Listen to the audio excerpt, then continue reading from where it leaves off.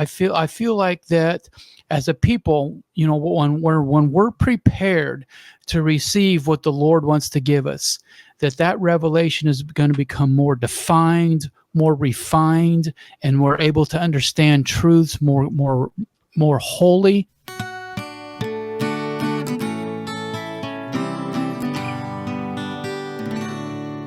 We are Saints in the South, your source for gospel growth and good times. Welcome back, everybody, to another episode of Saints in the South, episode 219. Good to be with you. Coming at you today, we are in chapters 7 through 10 of the book of Mosiah. And the title is In the Strength of the Lord. So, kicking it off here, while King Mosiah's people were enjoying continual peace in Zarahemla, their thoughts turned to another group of Nephites who many years before had left to dwell in the land of Lehi-Nephi. Generations had passed, and Mosiah's people had heard nothing from them. So Mosiah asked Ammon to lead a search party to find the Nephites who had left. The search party found that these Nephites, because of iniquity, were in captivity to the Lamanites. But with the arrival of Ammon and his brethren, suddenly there was hope for deliverance.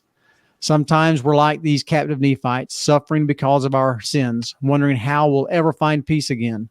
Sometimes we're like Ammon, feeling prompted to reach out to others and eventually finding that our efforts have inspired them to lift up their heads and rejoice and put their trust in God. No matter our circumstances, we all need to repent and turn to the Lord with full purpose of heart, with faith that He will deliver us. That would have been a very cool search party to be a part of, to lead and everything. Oh, yeah. Kind of sad, too, in a way. Because in the very beginning, it was brother fighting against brother and father against son. And they had their own, little civil war before and then had to go back. And then, in the words of, was it Zenith? Is that his name? Mm-hmm. Yeah. Mm-hmm. Yeah, in his own words, he said he was an overzealous person, and so he gathered some people, and they went back to try to inherit the land of the first inheritance. I think I find myself being overzealous quite a bit. Yeah, I would never do that. I'm never overzealous. You wouldn't? It's crazy. So crazy. Yeah. And in what way are you overzealous? Oh, well, when to put you on the spot. Yeah, I know. I'm thinking when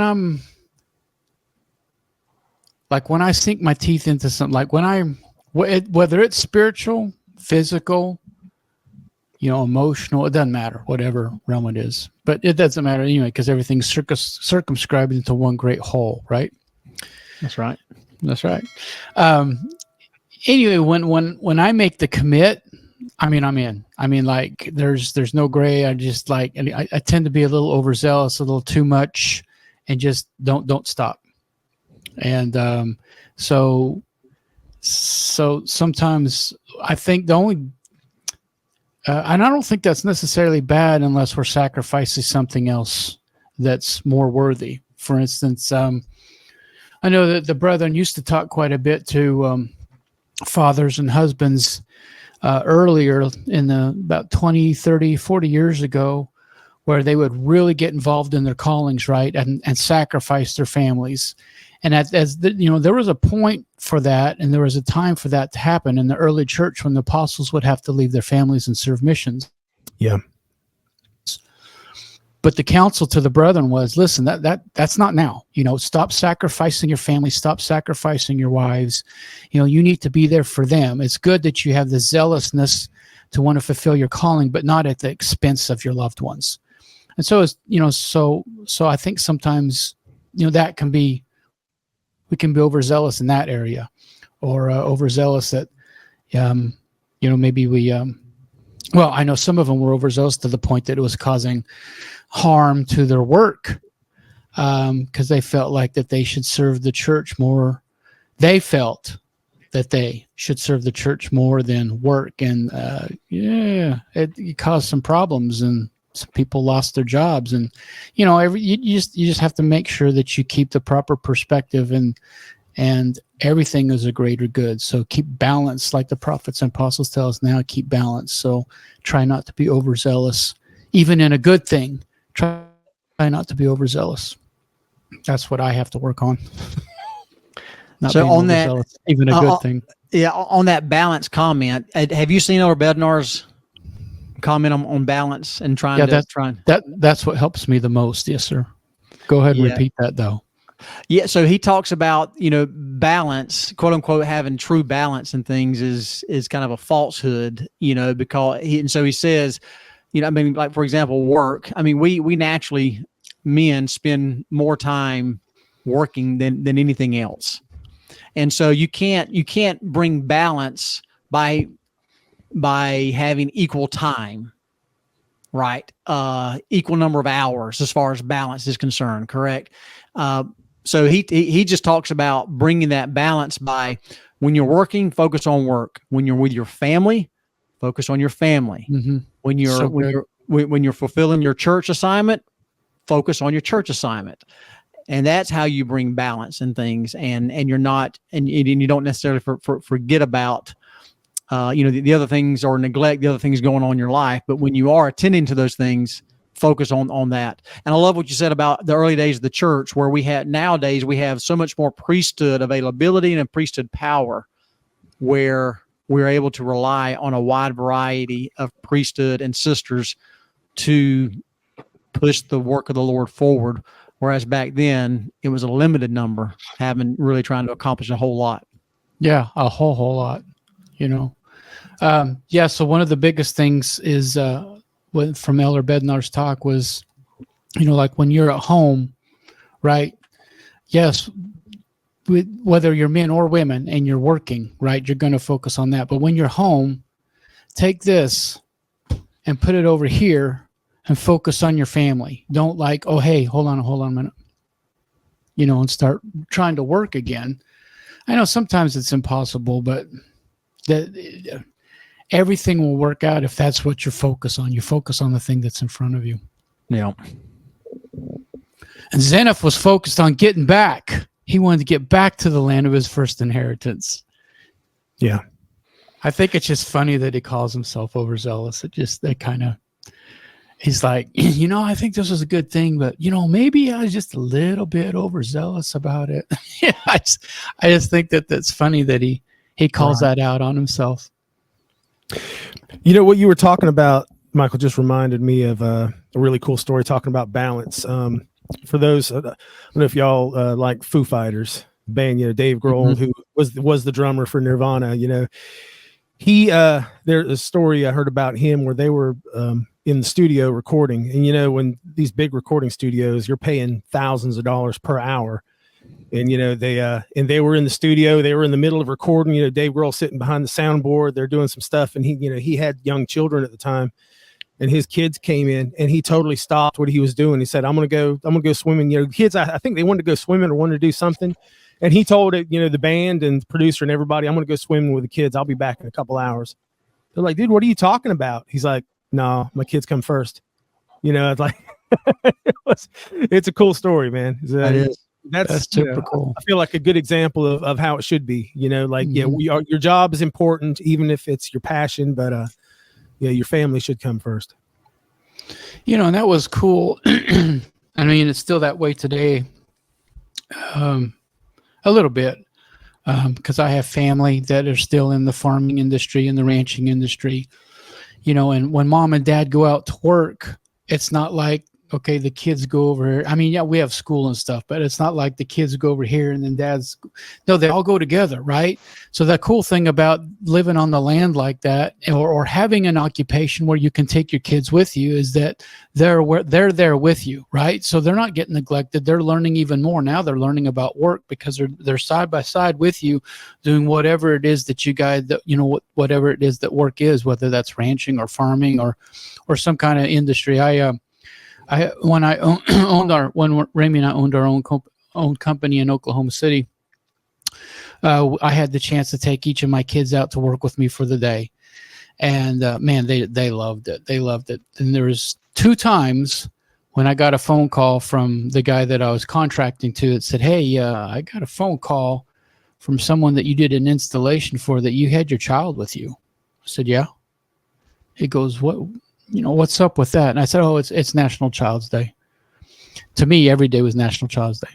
And he goes, really? For real? I said, no. I said, to me, every day is National Child's Day. And he goes, started to kind of reprimand me a little bit about it. And I said, look, my kids aren't going to stay little art forever, and neither are yours.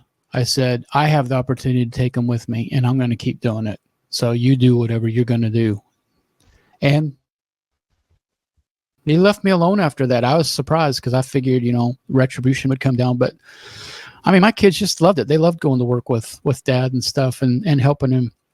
And that part of our society where we feel like the kids can't come into the workplace. And I suppose there's some things that's true, but for the most part, it's kind of sad to me in a way because it gives them a chance to be with their parents and learn work skills and learn how to work. And now you're not leaving them at home, but they're actually with you and they're actually spending more time with you, and kind of miss that.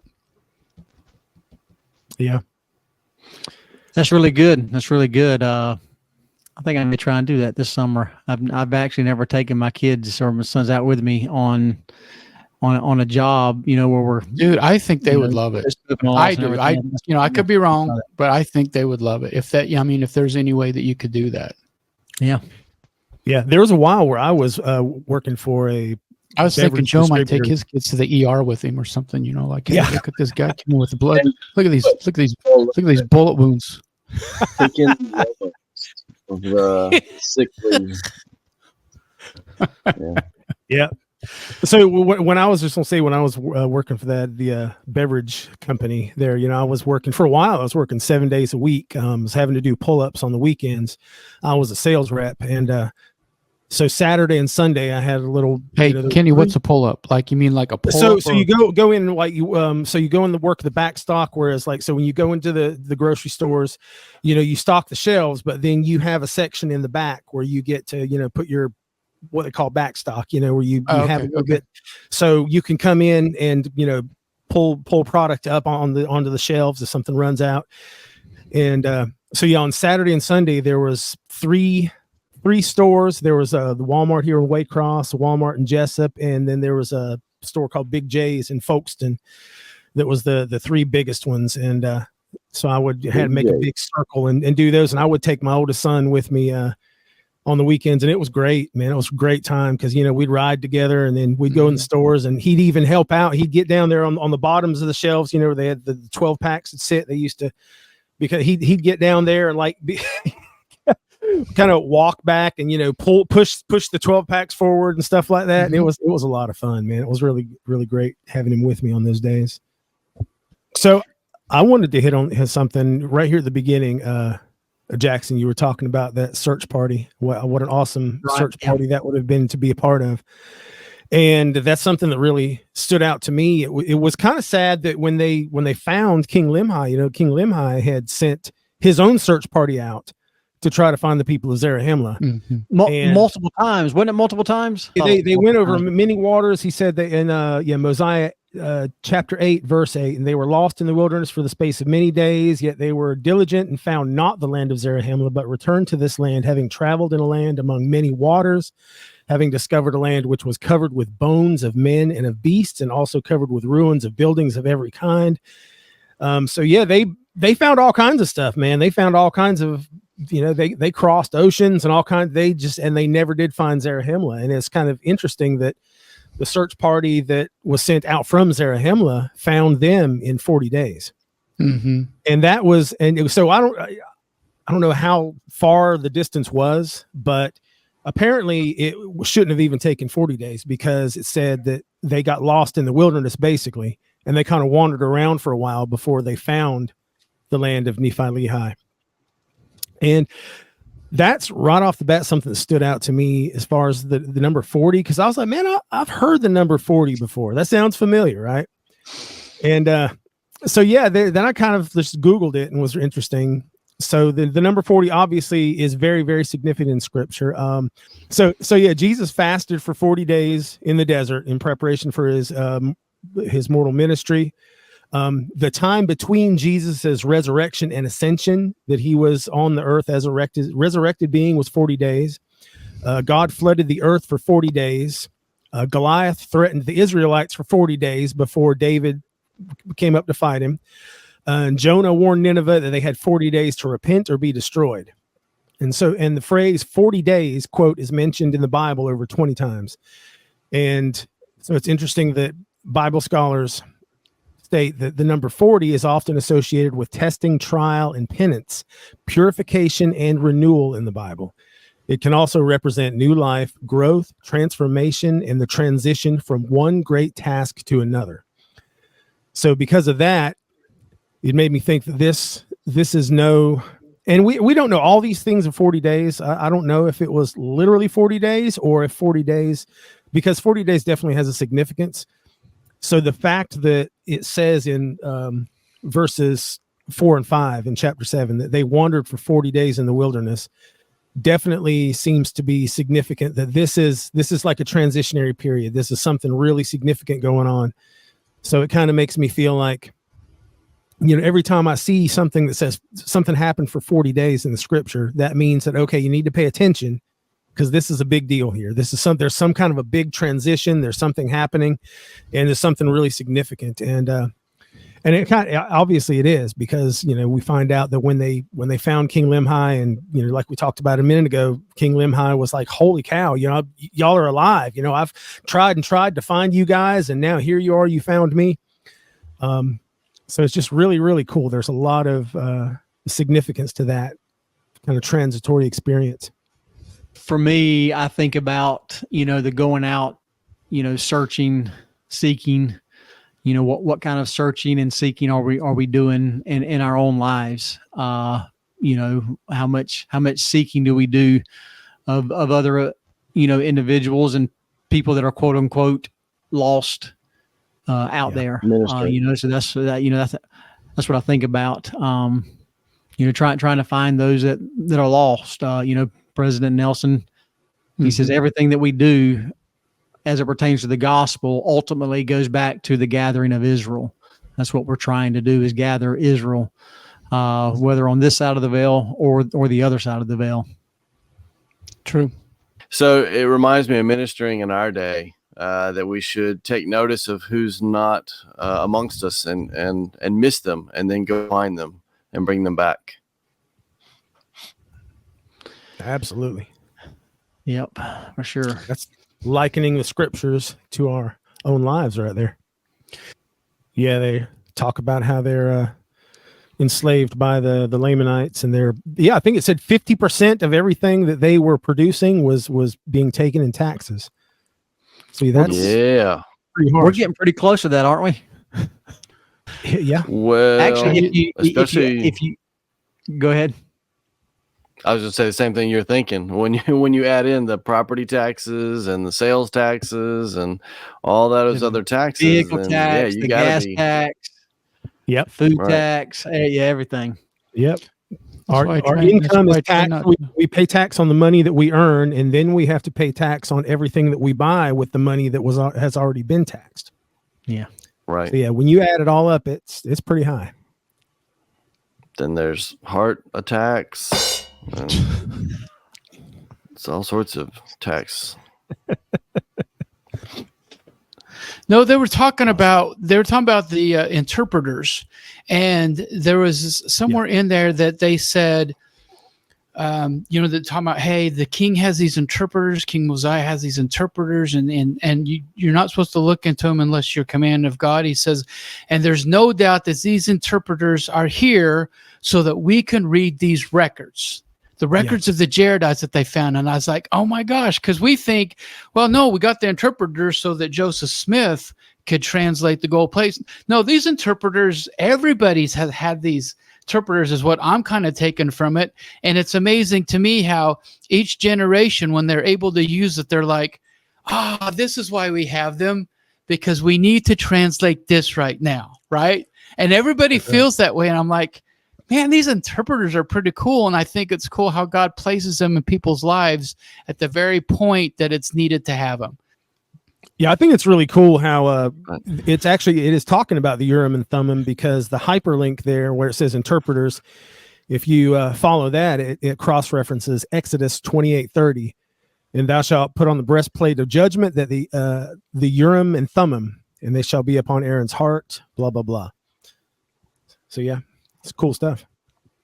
Yeah, I just thought it was kind of cool. So definitely, it's spot on. Whether we can find the exact verse referencing or not, it is like the Urim and Thummim referenced in the book of Exodus, the Urim and Thummim referenced here, and we, like you said, we usually think of them in the context of Joseph Smith, but it is, yeah, like you said, every place and every time where these interpreters have been used, the people are like, this is what they're for. This is why we have them. Yes, and yeah, and it's true. I mean, every group of people that has thought that have been accurate, because that is what they are. They're for, the translation of scripture. Ah, here it is. I just need to keep reading. It's actually verse 19. Oh, I was almost there. You're almost there, Joe. I was about to help you. Same chapter. And now when Ammon had made an end of speaking these words, the king rejoiced exceedingly and gave thanks to God, saying, doubtless a great mystery is contained with these plates, and these interpreters were doubtless prepared for the purpose of unfolding all such mysteries to the children of men. That's what I was wanting to read. And it's like, we all feel that way, right? And it's amazing how the Lord brings these interpreters to when we need them, when they're needed. And we all feel like, this is why we have them for right now. But in generations from now, we may need them again. When we get the sealed portion of the Book of Mormon, when we unseal it, someone's got to interpret that. That's right. It was worth the wait. Thanks, good. Joe. It's good. Have any of you ever inherited anything? Debt. Yes, I inherited this hair that doesn't go bald. However, all my brothers are going bald. Wow. And my younger brother, that's a year younger than me, looks like he's about 15 years older than me. I inherited this from my mama. I don't know if I would call it an inheritance, but I do have in my possession in my house right now a Victrola that's been in my family for several generations. That's about 100 years old. The cough drop? Victrola. Is it? Yeah. Why do you ask, cool, Sir Jackson? Well, let me ask you this: can you think of something that you would want to inherit that would be of value to you, and how would you treat something that you inherited, something that was left to you from a father, mother, grandfather, grandmother? I would love, love to inherit all of the experiences, knowledge, and wisdom of my past ancestors, so I didn't make the same dadgum mistakes. Wouldn't we all? That's what I would like to inherit. But I definitely, if you're like, for me, that Victrola, man, I definitely, that to me is something I cherish, and I try to take really good care of it. And it's definitely something that is really priceless, in my opinion. I don't know if, I'm sure you could put a dollar value on it, but just the fact that it's something that's been, in my family for so long. Mm-hmm. So, I mean, valuable, right? And you're going to, basically you cherish it, right? Oh yeah. You think about I'm just kind of looking at some of the things that I've got written down in my, hard scripts. And I don't know. So let me back up real quick. What do you normally find yourself reading from your hardback scriptures, or, actual, scriptures, or do you read from your phones these days, or a tablet or something? Phone. And tablet. All right. Do you utilize the tools in where marking them, and then you can put notes out to the side and things like that? Do y'all readily utilize those tools? A little bit. What is this, confession time? Holy shnikes, Bishop. Calling you to the table right now. Here we go. No, here's the thing that I like about it. The reason I use my electronics is because all the little verses and scripture references, no matter what scripture it is, whether it's Old Testament doctrine comes, even if you're studying the Book of Mormon, all the talks, everything that's referenced is just a click away. You just put your thumb on there and the link takes you exactly to it. Where if you had all these books out here, I'd be going like this all over the place. And then that's the way we used to do, right? I mean, table spread, dining room table, you can have manual scriptures, everything everywhere, right? I remember going when it was time to give a talk, we'd take your 7 books of references and put them on the podium. Right. Everybody be like, oh my gosh. I hope everything marked snacks. Right. Exactly. I hope we brought snacks. It's going to be a long one. So I say all that. So I've got my scriptures right here, and and these are scriptures that were given to me when I was preparing to go on my mission from my grandmother and grandfather, and of course use these all throughout my mission, and and even years beyond. And again, I'm the same way. I mainly use my phone now for reading of my scriptures, and so I was just here looking at some of the things that I've got written in the sides, and what I have highlighted and everything. And I've got here in chapter 10, verse 3. And it came to pass that we did inherit the land of our fathers for many years, yea, for the space of 22 years. So they inherited that land from their fathers. It was passed down generation to generation. And now think about the temple. Okay, think about the blessings that are promised to us as heirs. You look at Romans chapter 8, verse 17, and if children, then heirs, heirs of God, and joint heirs with Christ, if so be that we suffer with him, that we may be also glorified together. So what do these people do here with that land? He says, and I did cause that the men should till the ground and raise all manner of grain and all manner of fruit of every kind. And I did cause that the women should spin and toil and work all manner of fine linen, yea, and cloth of every kind, that we might clothe our nakedness, and thus we did prosper in the land. Thus we did have continual peace in the land for the space of 22 years. So they took what they had inherited and they put it to work. They continued to fulfill their individual responsibility. So how do we apply that spiritually? What do we do with the blessings that we are being given? That we are the promises and the blessings that we are inherited through the covenants that we make through baptism, sacrament, priesthood ordination, temples, and everything. What are we doing right now with our inheritance? Are we tilling the ground spiritually, right? Are we doing all that we can to take what we have been given and expand upon it and grow it and nourish it? And that's just kind of some of the things that I've got here written down in the side here of my scriptures. Something that I haven't looked at in several years. So nice. That's awesome. And I think adding on to that, when thy land is tilleth, go and tilleth thy neighbors. Yeah. So spiritually, how would we do that? How we get involved in everybody's lives, whether they're on our ministering route or not. Right. Yeah. Cool. Plus the flip side of that to me would be focus on making sure you've got your own things in order before you worry too much about everybody else. Mm-hmm. Yeah, for sure. Talking about temples, Jackson, we had a great experience, did we not? We did. Yeah. We did. We were able to accompany my nephew and someone that Michael's actually serving with right now, right? That's right. It's in the state. Yeah, as he's Spencer Hutchison, as he's preparing to go on his mission, he was able to go to the temple for the first time, receive his endowments and everything. So really, really neat experience. That's when I saw him walk into church this morning, looked over, and you could see his shirt, the old outline of his temple garment shirt there and everything. So I just kind of looked at him and gave him a nod, like, yeah, yes, sir, brother, good job. and I would just say this: we live in a incredible time right now in the church. More and more revelation is being received, and I am a witness that even at the temple, adjustments are continually made. And someone that went to the temple just a month ago came back this time and was telling us how many adjustments had been made in the endowment session. And I had gone 2 months ago, and I was commenting on how many adjustments had been made since then.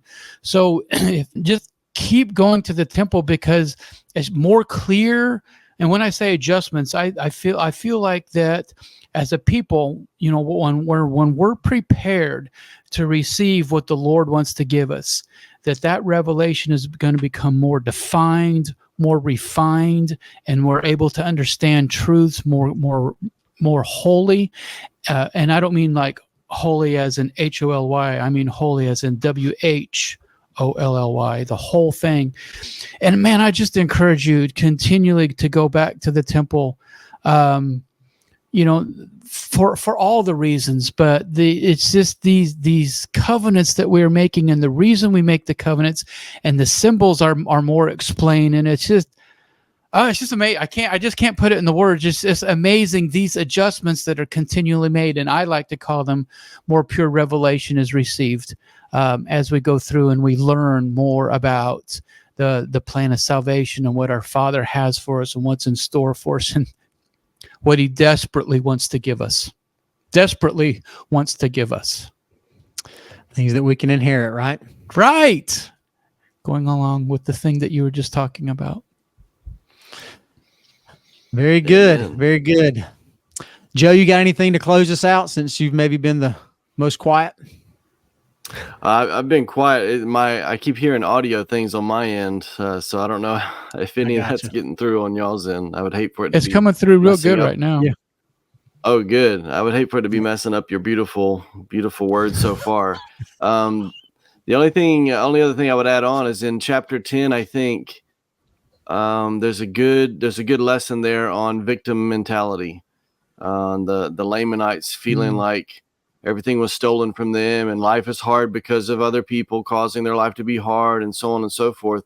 And they just continue to grind that down, and it lasts for generations. And how important it is, just as leaving things for your posterity to inherit, it becomes the same way as mentalities. One of the things that was left to me was my great grandpa's maul, like a maul and fro for making shingles. But this was a splitting maul for splitting rails for fences and stuff like that. And this is from way back in the day. And he built his own house and cut this maul out of a tree on his own land to help build the fences for his animals and help to split the shingles for his roof. And that was something that has always, even since I was a kid, stood out to me because it hung on the wall in my grandpa's house. It stood out to me because he found this piece of land, bought this piece of land, and there was nothing there. And then he went and cut down a tree and took from that and made a tool to then make from that other things to then make a home for his family. So in my mind, it's not what you've been given, it's what you do with it. And then you have something to leave. And if that's a go get 'em mentality and go make it mentality, great. If it's a, oh, woe is me mentality, then you are potentially handicapping generations. And Elder M. Russell Ballard said, regardless of how hard you try, you can't change the past. You cannot call it back. What I want you to learn to do is look upstream, watch for the things that are coming down the river of life that you can change and control. Do not wear yourself out on those things that you cannot change. And I think that's kind of a key thing of, not holding these generational grudges. And, I was dealt a hard hand and stuff like that. There's a million examples of people that were dealt hard hands and came back for resounding triumphs, Make those your examples. And I think that's a key lesson to take away from chapter 10. Awesome. So. Yeah, that's good. It's good stuff. Well, all righty. Well, we'll bring it to a close right here. Until next time, y'all keep on striving.